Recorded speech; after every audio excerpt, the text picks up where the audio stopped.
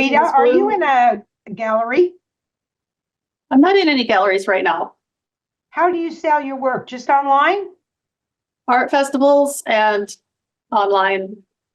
So you go to festivals, set up the grid system Yeah. and oh, I think it's you do hard. pretty good with that?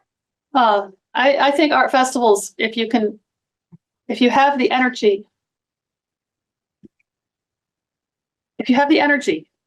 I think art festivals is the way to go.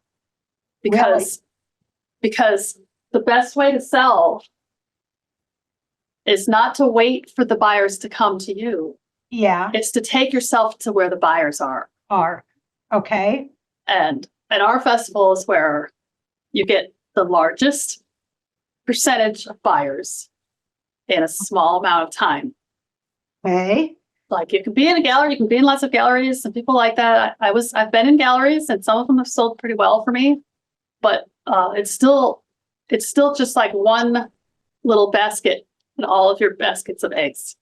I use that saying a lot. Don't put all your eggs in one basket. Yeah. And you can't, I mean, I would not have been able to make a living just off of gallery sales.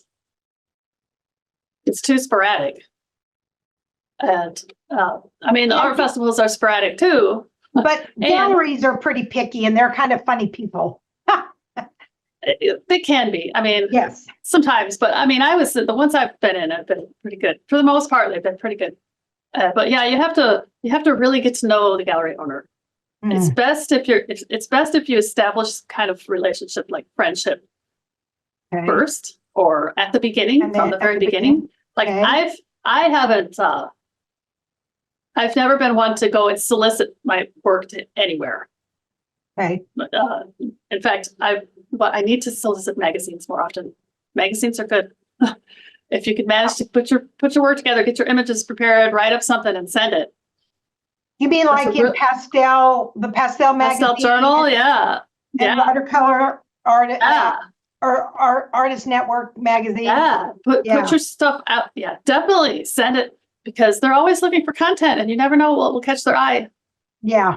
I should have sent more often. Like sometimes they're looking for articles too. So like if you're good at writing, if you like to write, you're pretty good at it. You should write up something about art and include a couple images and send.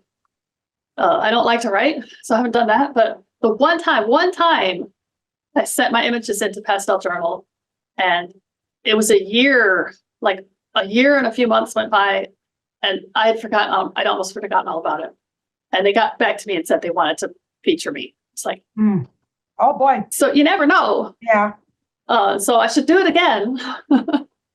Do you ever do the Ann Arbor, Michigan? I did that once. Did you? And see, the thing about art festivals is that sometimes, I would say maybe frequently, it's best if you do certain art festivals and if you keep doing them, like if you're there all the time, years, because it's kind of the same people that go. Yes. And the more often they see you, then eventually they might decide to buy something. Okay. And location is a big importance too, like where you are and the weather. Now, where do you live? I don't know where you live for sure. Where I live in Central Texas. Oh, in Central Texas. Yeah. Oh. Like I did the Ann Arbor one once mainly because I had a workshop up there, and I thought, well, let me combine this trip, and so I applied to the Ann Arbor, hoping I would get in, and then I scheduled the workshop for that like the following week or something. Okay. And so I got in to the Ann Arbor Street Fair, the original, I guess call it, and I think I had a pretty decent location. I was not impressed with the attendance. It seemed rather slow. And I don't know if that was just my location or what. Maybe I didn't have as good a location as I thought I did. I mean, it's hard to tell when you haven't been there before. There's no way of knowing. It's a big one. And it's so big. Sure. Yeah.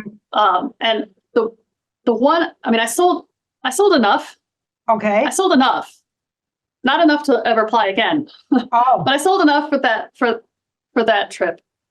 And the one large painting I sold to some people who asked me if I could ship it. And I was like, sure.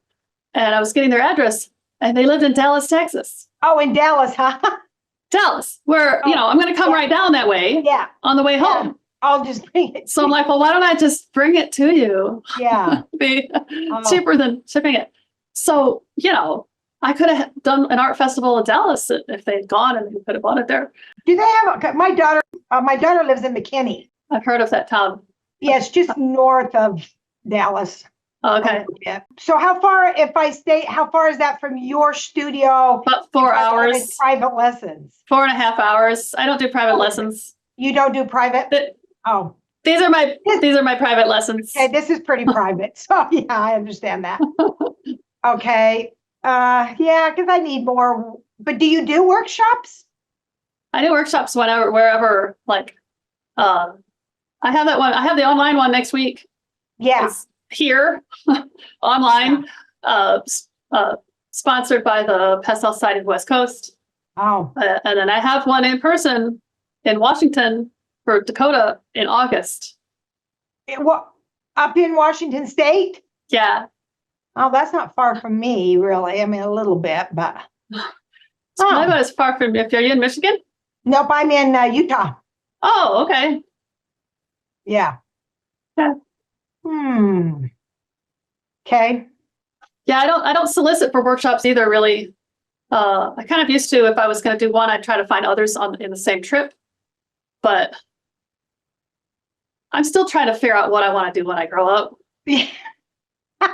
I thought you've done pretty good. So I think I just want to paint more. Honestly, I want to do nothing else. I just want to paint, and I want to clean the house. Some of us need more in person. In person, kind of. Well, just find people you like. Don't just take from one person. Take from whoever, and paint. Yeah. Every time you take a workshop or watch a demo, you need to be painting like 10 times more than what you watch. Yeah. Because otherwise it's useless. It is just to watch if you're not painting. I agree. You gotta do it. Just do it. I have a little bit of fear of pastels. Now, if you told me to do a watercolor, I'd have no problem. But pastel's still a little. Yeah. Well, take some practice like anything. Yep.